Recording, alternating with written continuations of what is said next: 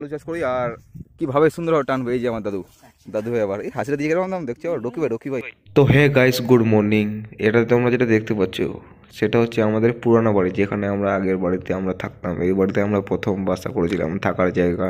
তো দেখতে পাচ্ছ সেই পুরানো বাড়িতে আজ কি আছে, আগের স্মৃতি আর মন টন লেগে আছে সেই পুরনো বাড়িতেই। তো আর কি বলবো তোমাদের, তো আমি আজকে সার বোয়াবই কাজ নিয়ে নিয়েছি। আমার কাজ হচ্ছে যে শুধু সার বয়ে নিয়ে যেতে হবে জমিতে, আর জমিটা অনেক দূর।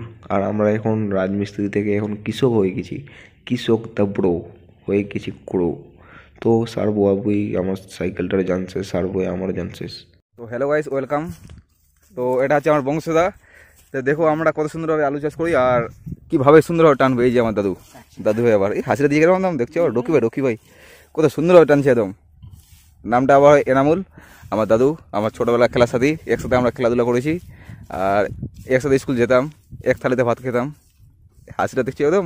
আবার প্রেম করে বিয়ে করে নিল আবার আমাকে ছেড়ে, নাকি হো?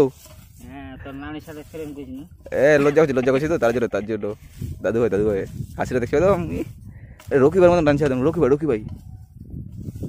তো এই যে এটা হচ্ছে আমাদের মাঠ, এখানে সবাই কৃষক, আমাদের গ্রামের লোকজন। আমার দাদু আবার রাজমিস্ত্রি, অলরাউন্ডার।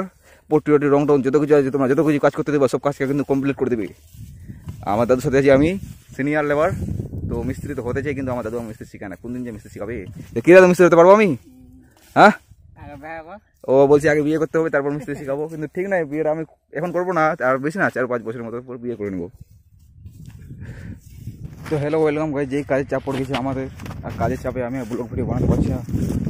তার মধ্যে আজকে চলে আসছি আমি আমার কাকার কাজ করতে। তোমাদেরকে নেক্সট টাইমে দেখাবো। তো ব্লগ ঠিকঠাকভাবে আসছে না, তা বলে ভাবো না যে আমি ব্লগ বানা ছেড়ে দেবো।